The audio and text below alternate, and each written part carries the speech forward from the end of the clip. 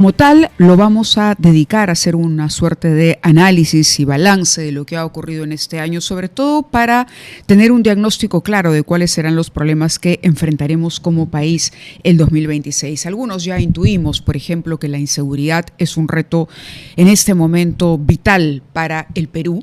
Tenemos un proceso electoral también que empieza ya a calentar, algunos problemas a la interna de los partidos, y precisamente hablaremos con uno de nuestros invitados sobre este tema. Nos acompañan aquí en la cabina, decía yo, 3 expresidentes del Consejo de Ministros. Está con nosotros el señor Luis Solari Tudela, expresidente del Consejo de Ministros durante el gobierno de Alejandro Toledo. Es médico de profesión, fue también ministro de Salud en su momento. Javier Velázquez Quesquén, ex premier también, presidente del Consejo de Ministros, en el segundo gobierno de Alan García, expresidente del Congreso, abogado de profesión, y finalmente Antero Flores Arauz, expresidente del Consejo de Ministros, expresidente del Congreso, exministro de Estado, ex.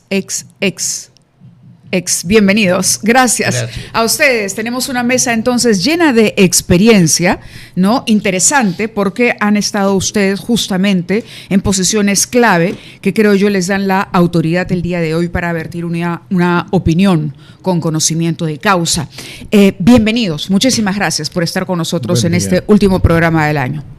Buen día, muchas gracias. ¿Cómo está? Doctor Solari, empecemos con usted. Decía yo que uno de los problemas, Solari de la Fuente, aquí me están corrigiendo, correcto, había dicho yo Solari Tudela, ¿correcto? Yo era un embajador brillante que ya falleció, lamentablemente, pero hecha la corrección, doctor Solari, empecemos con usted a analizar el problema de la inseguridad y de la criminalidad. Ha sido el tema recurrente durante el año, se han establecido una serie de estados de emergencia. Cada nuevo ministro del Interior ingresaba con la expectativa alta, la valla alta, y sin embargo hoy estamos cerrando con cifras que realmente nos preocupan, sobre todo porque todavía no tenemos esa estrategia que tanto se ha pedido, que tanto ha reclamado la ciudadanía. Desde esa perspectiva, ¿cómo analiza usted? Vamos a tener un 2025 en el que la inseguridad nos está costando 20.000 millones al país. Esto quiere decir 1.7% del PBI, nada menos. ¿Cómo analizan ustedes? Empiezo aquí de izquierda a derecha. Doctor Solari, lo escuchamos. Bueno, es una combinación. La última encuesta de Proética ha revelado, me parece que es una muy buena revelación, justo en el inicio del proceso electoral en sí, que tanto la inseguridad, que ya no es inseguridad ciudadana, es inseguridad nacional, ya no es un problema de las urbes, hay un problema de seguridad nacional que no está siendo visto como tal, y la corrupción prácticamente tienen la misma preocupación, 47 y 48%. Y esto es un signo de que estos son los dos temas principales que van a moverse en la elección. Desde el gobierno de la señora Boluarte, yo he dicho reiteradas veces que el gobierno de ella, y lo repito con el gobierno actual, no están en condiciones de garantizar la seguridad nacional durante el proceso electoral. Porque pasan los meses, pasan los días, y las cosas siguen igual. Ahí está el periodista que acaba de fallecer, ¿no es cierto?, por sicariato, simplemente por luchar contra la corrupción. Periodista que hace una denuncia en el interior del país, que hace la banda, simplemente lo elimina. Y eso pone un escenario. Hoy día es eso. Bueno, habrá una extorsión a un pueblo completo, a un distrito completo, para que voten por determinado candidato que va a favorecer, ¿no es cierto?, a la ilegalidad y al crimen organizado que está en ese territorio. ¿Qué vamos a hacer en ese momento? O empresas de fachada que aportan. Ahora las empresas pueden aportar a la campaña. ¿Qué vamos a hacer si se detecta en 10 partidos empresas de fachada tras fachada tras fachada que están aportando? Entonces, esta es una situación que el presidente y el gobierno no están dándole al Perú una respuesta, bueno, y al mundo, ¿no?, una respuesta seria sobre cómo es que van a definitivamente terminar con esto, ¿no? Doctor Antero Flores Arauz, ¿coincide usted en que ya no estamos ante un problema de inseguridad ciudadana, sino de inseguridad nacional, y que esta puede ser una campaña electoral violenta? Pero por supuesto que sí, siempre las campañas electorales han sido complicadas. Y en el tema de seguridad, el gobierno, que no tiene todas las facilidades policiales que se requieren, va a tener un poco que escoger, y va a tener que escoger a dar seguridad a los candidatos para las elecciones del próximo año. Por otro lado, no nos olvidemos, con lo que dice Lucho, de la seguridad nacional. Hay un elemento que no contábamos hasta hace pocas semanas, que es la idea del presidente electo de Chile de resolver a base del Perú su problema migratorio venezolano, olvidándose que los venezolanos han venido desde su país a través de varias fronteras, primero Colombia, después Ecuador, después Perú y luego Chile, y de Chile mismo han pasado a Argentina. En consecuencia, ahí hay un peligro adicional con el que no se contaba hace pocos días. Entonces, lamentablemente, el tema no va a ser solucionado porque no hay cómo. Incluso en la policía misma, que faltan chalecos, que faltan armas, pero se compran Audis, hay que poner varios interrogantes sobre el particular. Y hay que llamar a los más competentes, a los que saben, a los que han tenido experiencia, para que hagan los planes. Pero planes que, si no hay las otras facilidades, difícil que se pongan en práctica. Por otro lado, y en adición, un pequeño corolario, las estrategias y las tácticas no se pueden estar exponiendo a todo el país.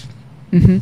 Javier Velázquez, que es que en su opinión, ahora, en otros países, cuando hemos estado ante situaciones de violencia que han escalado a los niveles que sentimos los peruanos, vamos nosotros también escalando, la violencia se ha concentrado en torno a candidatos que han hecho ofertas radicales.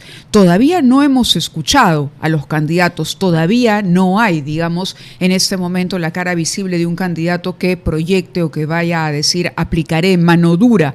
¿Usted cree que será, como han dicho quienes nos acompañan aquí en la mesa y le han precedido, una campaña violenta? ¿Hasta qué nivel? ¿Y cómo analiza usted lo que puede o no puede hacer el gobierno de José Gerí hasta 28 de julio del próximo año? Él ha dicho, no voy a perder la guerra, pero tampoco la voy a ganar. Y en estas circunstancias, cada semana, cada día, es fundamental. El problema no es de mano fuerte o golpear mucho la mesa. Yo creo que hay que ser firme. Y para ser firme en la implementación de una política, y saludo a mis colegas, ex primer ministro Lucho y Antero, yo creo que el tema de la seguridad ha sido tratado con mucha superficialidad, puro fuego artificial. Declaran el estado de emergencia en San Juan del Lurigancho, los delincuentes ven en la televisión que declaran emergencia, se van a otro sitio. Entonces, el estado de emergencia es una herramienta que forma parte de una política pública, y aquí nadie se ha atrevido en estos 5 años a relanzar una política pública. En primer lugar, lo siguiente: ¿qué está afectando al país? La extorsión, el sicariato y el crimen organizado. Si no tenemos una política pública clara con respecto, por ejemplo, al tema de fronteras, tú vas a Tumbes, vas a cualquier parte de nuestras fronteras, no tienen la misma asistencia y el mismo compromiso de los gobiernos como si lo tiene Chile, Ecuador y Colombia. Entonces, es cierto que yo soy un convencido que en un mundo moderno la inmigración es fundamental, porque nosotros incorporamos a veces buenos extranjeros que vienen preparados por otras universidades para el mercado laboral, pero tienes que filtrar eso. Si no hay eso, es un cuento. Segundo, que hay que reformar el sistema de administración de justicia. Hay parte del Poder Judicial, el Ministerio Público, la Policía Nacional, que ha sido partidarizada en este quinquenio, especialmente el Servicio de Inteligencia. Y, por último, creo que en el tema de la reforma de la administración de justicia, lo que hay que hacer ahí es dotar a la Policía Nacional de un cuerpo de élite de inteligencia. No es, como algunos dicen, voy a 50.000 más policías. No. A ver, ¿por qué no hacemos un diagnóstico? ¿Por qué muchos policías quieren irse a la policía de tránsito? Y no hacemos, Andrés se sonríe, pero no sabe por qué. Entonces, yo creo que la reforma de la institución policial, que es vital en este tema, y te lo digo, mira, como primer ministro, yo he tenido problemas en la convención con el tema del gas en Sicuani, y nunca hemos disparado una bala. ¿Por qué? Porque los institutos armados peruanos y la Policía Nacional tiene buenos oficiales de inteligencia. No necesitamos importar inteligencia humana. Lo que falta es organizarla, darle autonomía técnica a este organismo que es fundamental de la inteligencia. Y como bien lo ha dicho, pues, yo te puedo decir ahorita los elementos de la fórmula, pero no te puedo decir la fórmula, pues, porque si tú al delincuente le dices, ¿sabes qué? El 28 de julio voy a... Por favor, la estrategia tiene que ser el factor sorpresa, y es el que alimenta la inteligencia en el país, es la que tiene que poner a buen recaudo a todos estos delincuentes que están deambulando. Bien, porque justamente el Estado es muy permisivo. Yo creo que este es un quinquenio de las oportunidades perdidas en tema de inteligencia, ¿no? Correcto. Han mencionado ustedes varios puntos importantes. Primero, que hay que tener un enfoque de seguridad nacional. Segundo, que hay que cautelar las fronteras, tener una política migratoria clara. Tercero, que hay que reorganizar a la policía y al servicio de inteligencia. Vamos a ir a una pausa y vamos a volver, porque uno de los problemas que ha enfrentado la policía, sobre todo de cara a la confianza ciudadana, es la corrupción. Y sobre eso me gustaría conocer también su opinión, pero debemos cumplir con nuestros anunciantes. Son las 9:18 y regresamos con nuestra mesa en Enfoque de 2 minutos de la mañana. Continuamos en Enfoque de los sábados. Tenemos una mesa, decía yo, con personajes que han sido, en el caso de nuestros 3 invitados, han tenido a cargo la presidencia del Consejo de Ministros. Luis Solari de la Fuente, Javier Velázquez Quesquén y Antero Flores Arauz nos acompañan esta mañana. Habíamos analizado el tema de la inseguridad, que es el tema que aparece primero cuando uno le pregunta a los peruanos qué es lo que más le preocupa. El peruano responde: la inseguridad, el avance de la delincuencia, el avance del crimen organizado, la manera como la extorsión se ha convertido no en un negocio, el más rentable acaso. Y yo les decía que este segundo bloque me gustaría conocer cuál es la opinión que tienen del problema de la corrupción. Ciertamente la corrupción ha llegado a la policía, hay una percepción ciudadana de desconfianza, hay una desconfianza instalada en el ciudadano, pero no afecta únicamente a la policía. Hay corrupción en la clase que dirige el país en general, se ha naturalizado. ¿Cómo analizan ustedes la corrupción que es identificada por el 55,2% de los peruanos, más de la mitad, como un problema crítico que frena el desarrollo del Estado, pero que además va creciendo? Es decir, por ahora es el 55%, pero la percepción, si uno la compara con análisis que se han hecho previamente, ha ido escalando posiciones. ¿Qué hacer con la corrupción? Empecemos ahora con Javier Velázquez Quesquén. Bueno, este es un problema endémico que tiene solución, por supuesto que sí. Yo creo que estos 5 años que han sido de oportunidades perdidas, una de ellas es esta. ¿Por qué? Porque en 5 años, lo de Pedro Castillo está muy bien. Creo que el país tiene que sentar un precedente que no puede haber presidentes golpistas. 2, que en el caso de Dina Boluarte ya llegamos al extremo, y los partidos políticos que han sostenido a Dina Boluarte, que dígase de paso se constituyeron en el partido de gobierno, como es Alianza para el Progreso, Fuerza Popular, Renovación Popular, Avanza País, ni siquiera tuvieron el arrojo de decir, bueno, como nosotros vamos a sostener a esta señora, vamos a construir algunas políticas públicas. Entonces, el Estado ha sido casi desmantelado. Te pongo un ejemplo, Mávila. El Ministerio de Economía era una de las instituciones que tenían cierta institucionalidad.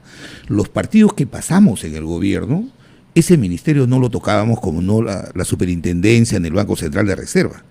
Pero en este quinquenio hemos visto cómo las bancadas en el Congreso, por ejemplo, el año pasado le pusieron al presupuesto de la República 1.700 millones de soles más, medio punto del PBI. ¿Y para qué? Para entregarle obras a los congresistas. Eso no se ha visto antes en el Congreso. Entonces, si en el recinto no se producen las leyes, no hay testimonios de transparencia, por ejemplo, en el caso del Congreso, entonces la gente dice, si los que hacen las leyes la incumplen, entonces, y luego aterrizando en el tema de la policía, nunca antes la policía había sido afectada o tomada partidariamente como la ha tomado el gobierno de Dina Boluarte en el partido de Alianza para el Progreso, que es el que ha tomado el ministerio, ha tenido el Ministerio de Salud, tiene hasta ahora salud, y sobre eso voy a hacer una sugerencia más luego. Pero en el tema de la corrupción... Pero realmente nunca hubo intervención política en la policía, realmente nunca hubo en el Congreso que llegara la ley de presupuesto política, y que se incorporaran proyectos en el famoso anexo 5. Una cosa amable es hacer política, otra cosa es tomar una institución partidariamente. Es otra cosa. Política es la que dice el jefe de Estado. Pues el jefe de Estado dice, ¿sabes qué? Yo quiero que un civil sea ministro del Interior. O yo quiero que un militar en retiro sea. Esa es una política. Pero de ahí tomarla partidariamente, como la ha tomado Alianza para el Progreso, como ha tomado la Contraloría, eso es gravísimo. Y hemos visto cómo se ha venido debilitando, desmontando lo más importante de una institución policial, que es su sistema de inteligencia. Por eso creo que la propuesta la reflexión que hago en mi experiencia, es que no hay forma de que podamos toda esta cadena de valor para darle una política pública a la inseguridad hoy día creciente en el país, tiene que pasar por reforzar fundamentalmente el tema de inteligencia, darle autonomía a este cuerpo de élite y darle las herramientas para que puedan prevenir los delitos. Entonces, ¿qué hacemos haciendo más cárceles si desde las cárceles se dirigen las extorsiones? Porque no puedes prevenir. Y termino esta reflexión. Últimamente, cuando hubo un muerto a raíz de, ya con este ministro del Interior que tuvimos, él asume y a los 2 días había una movilización de jóvenes. Y se les trata a la generación Z como delincuentes. Normalmente, en los gobiernos, nosotros 48 horas antes sabemos quiénes son los que se van a meter como infiltrados. Ni eso se hace ahora. Entonces hay que recuperar la capacidad de inteligencia que, como te he dicho al comienzo, sí tiene el país buenos cuadros en la policía y en el ejército. Correcto. Antero Flores Arauz, ¿es un tema de los partidos políticos que han estado en el Congreso necesariamente, o qué ha pasado en estos 5 años para que tengamos un deterioro ya no solamente en la policía, sino la inestabilidad política, por ejemplo, la alta rotación que hemos visto en los cargos clave en el Estado? La rotación que se ha visto es pésima, ¿no? Porque nadie dura en los cargos y en consecuencia es difícil. Se sienta un poco para aprender y ver lo que han hecho los demás, pero no hay experiencia. Pero en el tema de la corrupción hay que ir a la base misma de la corrupción. ¿Y cómo se soluciona? ¿Por qué hay corrupción? Porque hay infinidad de normas con requisitos inalcanzables, regulaciones absurdas, y durante varios gobiernos se han creado comisiones para simplificar trámites, para desregular, y han quedado en eso, en comisiones y por supuesto en una lista enorme de cosas que hay que hacer. Hoy día, en 6 meses, porque son 6 meses los que le queda al señor Gerí, porque julio no hay que contarlo porque es la transferencia, tiene que hacer las normas para las cuales generosamente le han dado facultades delegadas, pero además puede hacer la simplificación y la desregulación, porque hay tantas cosas innecesarias que no se cumplen, que por eso es que hay la mordida, te exigen cosas porque se ha dado la facilidad con las normas legales para que te exijan absurdos. Alguien que se quiere, por ejemplo, regularizar, formalizar, lo primero que ve es lo que se debe tributariamente y piden una amnistía tributaria, pero se olvidan que al día siguiente que te formalizas, te cae la municipalidad porque no tienes licencia, te cae Sunafil porque no tienes libro de planillas, te cae el de defensa civil porque tu extinguidor está a la mitad. Entonces, estás reventado. Nadie se va a formalizar así. Por eso es que hay que hacer toda la revisión de todos estos requisitos absurdos o exagerados para, lógicamente, evitar que haya la mordida, que la coima. A ver, pero ha tocado un tema interesante porque ha usted tocado la línea que tiene que ver con la informalidad, ¿no? Corrupción vinculada a la informalidad. Pero ¿qué pasa, por ejemplo, con nuestros representantes en el Congreso? Doctor Solari, la corrupción en el Congreso. A ver, toquemos ese punto, ¿no? Congresistas que de pronto han incrementado los gastos del Parlamento, se han creado una serie de puestos. en contraposición a lo que ha dicho el doctor Antero Flores Arauz, se ha rebajado incluso la exigencia, los requisitos para nombrar funcionarios de alto nivel. Lo hemos visto, por ejemplo, en el INPE, ¿no?, que es un tema clave, la administración de los penales. Doctor Solari, lo escuchamos. Bueno, estamos entonces pasando al tema de la corrupción en las altas esferas del poder. Así ¿No es. ¿Cierto? Okay. Entonces, lo primero que tenía que haber hecho el presidente Gerí cuando subió es votar a todos los mandos policiales que no pueden capturar a los corruptos que están fugados, pues. O sea, los prófugos de la justicia no son prófugos porque escupieron en la vereda, son prófugos porque han hecho ratería y media.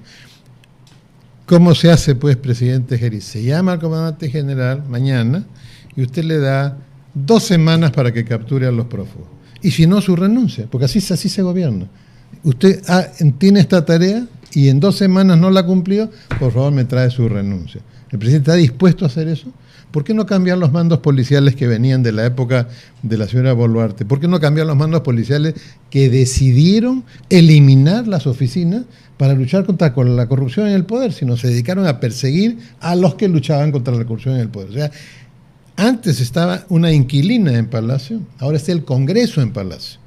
Entonces, y ojo, la historia tiene sus propios mecanismos de regulación. En esa encuesta que cité de Proética, la institución más corrupta percibida por la población es el Congreso.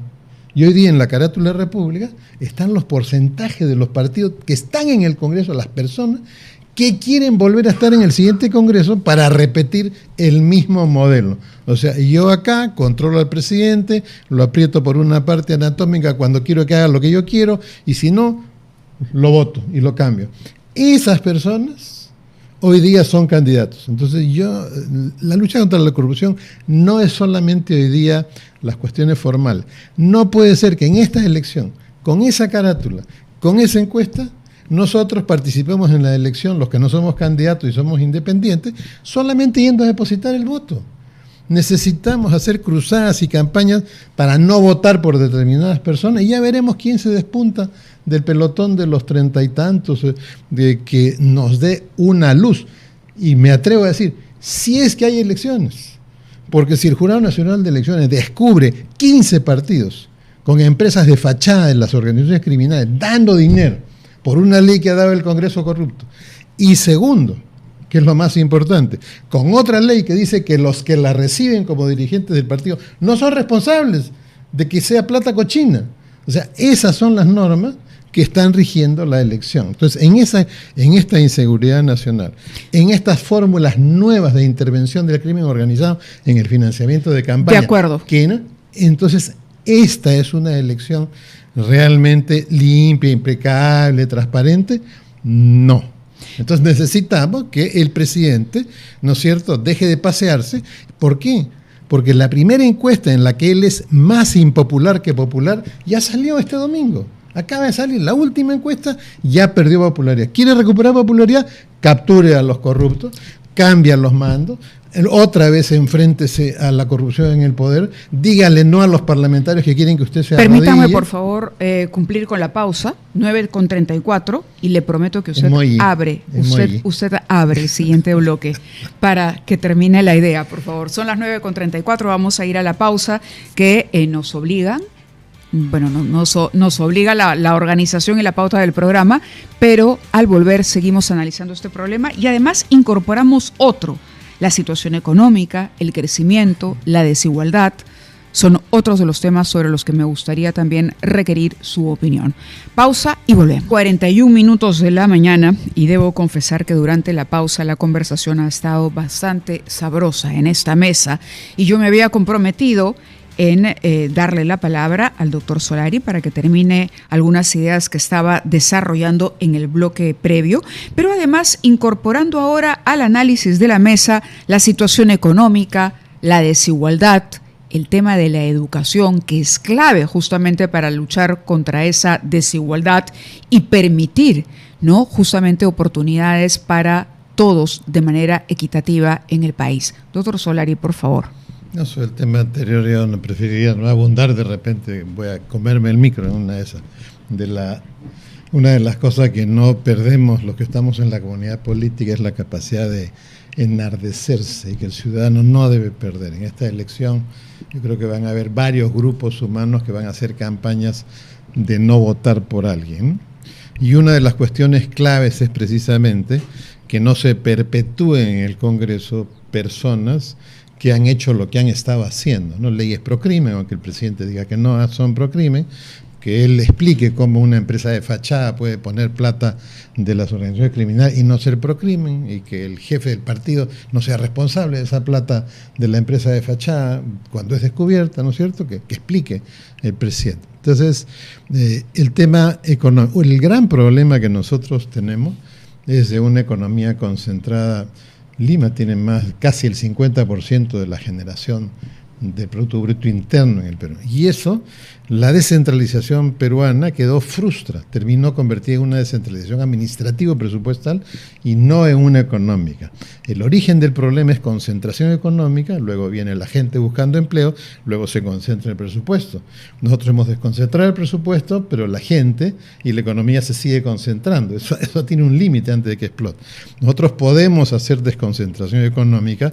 ¿Y eso qué consigue? Que haya menos gente buscando trabajo en las grandes ciudades. Y eso se hace con desarrollo rural ordenado y distinto a todo lo que se hace con revolución productiva, formalización productiva.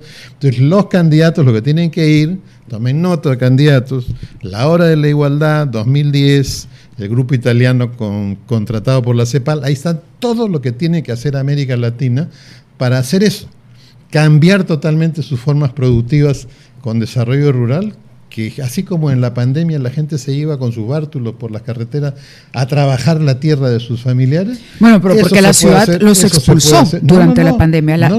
Esta sensación de bienestar que realmente no lo era. Pero uno puede crear un sistema no de expulsión, sino de atracción. Correcto, pero los gobiernos regionales han contribuido con eso. Antero Flores Arauz. Todos han contribuido en su nivel. Pero en los gobiernos regionales no hay que olvidarnos que se les transfirió recursos, se le transfirió facultades, pero el personal que manejaba todo eso se quedó en Lima, se quedó en el gobierno central. Entonces tuviste prácticamente que duplicar o cerca de duplicar la empleocracia que se ocupaba de esos asuntos que hoy se ocupan los gobiernos regionales. Pero en lo que se había iniciado, que era la conversación respecto al tema económico con las elecciones y el año electoral, normalmente, ¿qué ha pasado? Normalmente el año electoral era un año de retracción. La gente, el inversor que genera puestos de trabajo y por lo tanto hay que aplaudirlo y no hacerle la vida imposible, ¿qué es lo que hacía? Me retraigo esperando ver los resultados. No quiero exponer mi capital. ¿Qué sucede este año? Todos los pronósticos es que va a seguir creciendo. Yo personalmente creo que el susto es más importante que esos guarismos que vienen de determinadas imaginaciones, pero que no tienen sustento real. La economía no solamente son cifras, no solamente son números, es también emotividad. Tiene que ver con el sentimiento por el que se pasa en determinado momento. En consecuencia, no necesariamente el país va a seguir creciendo. Y si hay violencia en la elección, eso se acaba automáticamente. Javier Velázquez.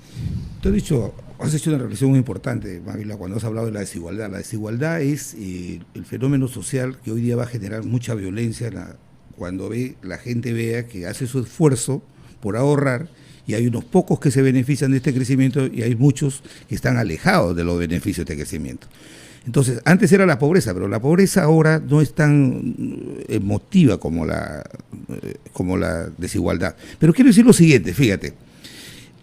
Cuando dejamos el gobierno en 2011, el presupuesto de la República era 54.000 millones de soles. Hoy día es 5 veces más. Muchos nos dijeron, la economía creció en piloto automático. Pero ¿qué pasa? Dejamos un indicador que lo puede verificar. Nosotros redujimos la pobreza a 25 puntos y lo dejamos en 27.3. Han pasado 15 años y la pobreza, no sé, sigue en 27. Como que el país durante 15 años se ha adormecido. Y lo que hemos asistido es a un proceso de desinstitucionalización. Por ejemplo, el Ministerio de Economía, las grandes reformas que planteó Antonio Chang en el gobierno de Alan García fue desmontada por Humala. Y ahora hemos llegado a tocar fondo cuando partidos que tienen intereses, que tienen universidades privadas, han tomado la SUNEDU. Y hoy día hasta manipulan la clasificación de las mejores universidades en el país, que es una burla al país. Entonces, se ha atacado gravemente, se ha desmontado lo poco que se ha hecho en reforma en la educación. En cuanto al crecimiento, tenemos que ir a lo siguiente. Hoy el Perú no solamente necesita crecer, deberíamos estar creciendo 5 o 6% fácilmente. Mira, el oro que costaba $802 el 2011, hoy cuesta $4.500, el cobre. Entonces, es para crecer, pero hoy día creo yo que no es suficiente crecer, sino que hay que definir una situación. Crecemos, pero con respeto a la ley. Porque de pronto viene un alcalde y dice, ¿sabes qué? Yo compro esto, no me interesa tener un expediente técnico. O viene, por ejemplo, el gobernador de La Libertad, el ministro de Salud que es de su partido le da presupuesto para 2 hospitales sin expediente técnico. Entonces, ¿cumples o no cumple la ley? Entonces, el presupuesto de la República, que debería distribuirse especialmente al 40% de la gente más pobre, aplicando lo que el Banco Mundial hace 15 años ha dicho, tiene que promoverse la prosperidad compartida. El beneficio del crecimiento tiene que alcanzar al 40% de la gente que menos ingresos tiene para erradicar ese factor que está generando violencia que se llama desigualdad. Si no hacemos eso este quinquenio, y el nuevo presidente que va a asumir, el país lo va a recibir en buenas condiciones, pero no es verdad, o mejor dicho digo, la alta rotatividad política. 15 años, hemos tenido los últimos 7 años 6 presidentes de la República, ministro del Interior, en este gobierno de Dina Boluarte, en 2 años 8 ministros del Interior, 6 ministros de Economía. ¿Cómo puedes tú impulsar el crecimiento de la economía y fundamentalmente el beneficio para la gente que menos ingresos tiene?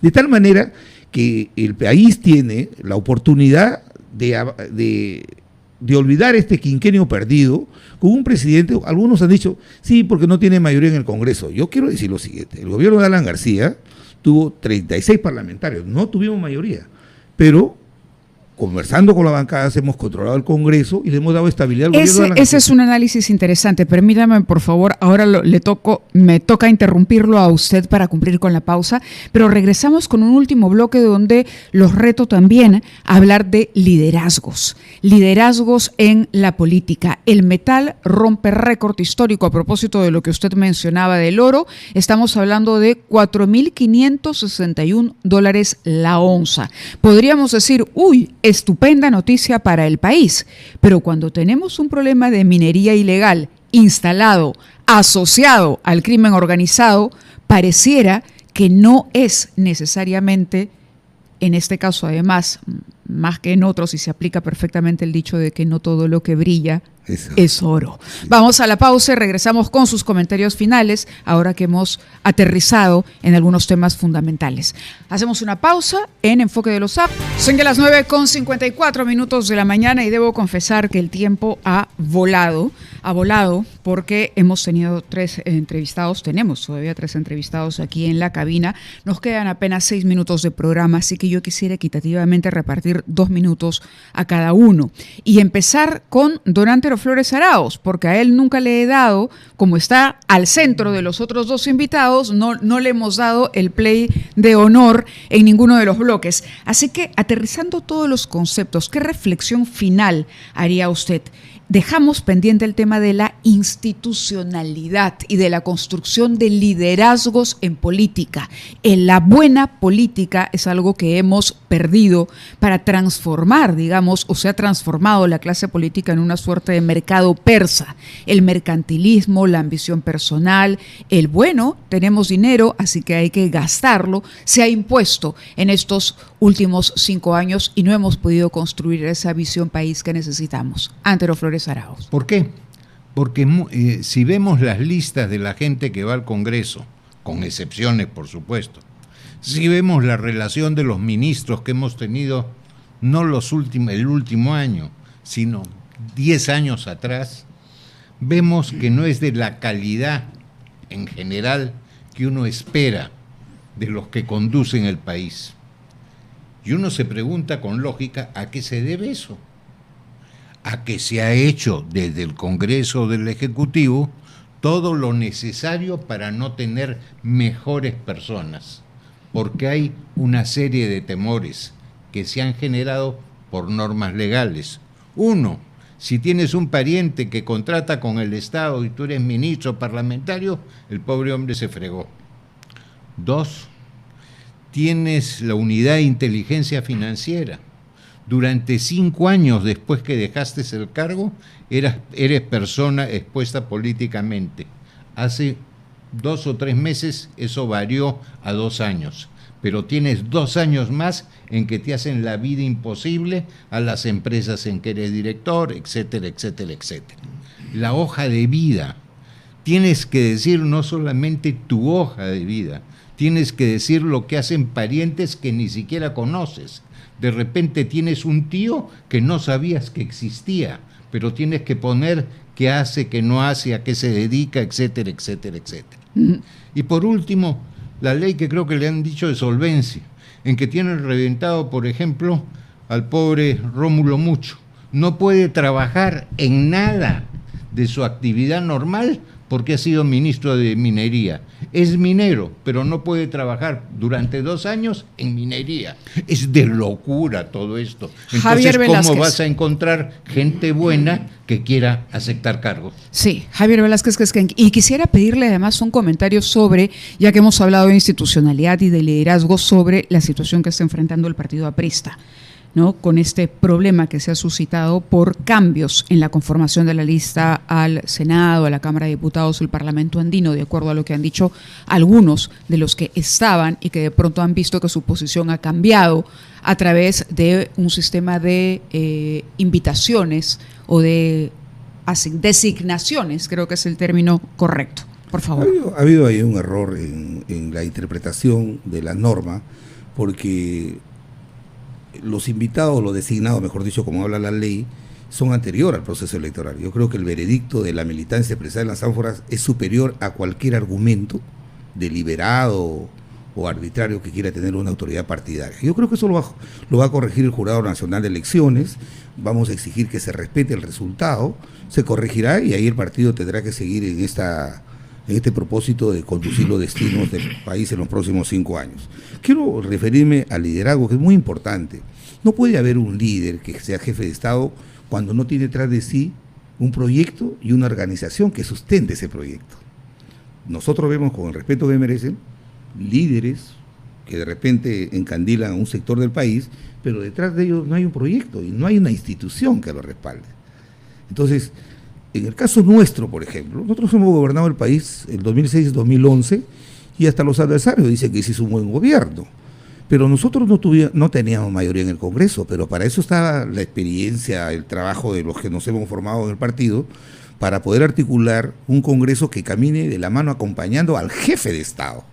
Entonces, ¿tú crees que podría en el gobierno de Alan García haber un parlamentario aprista o otro que diga, no, yo voy a poner en el presupuesto 500 millones para hacer mi hospital, qué sé yo? Todo respondía a la construcción de políticas públicas de mediano y largo plazo.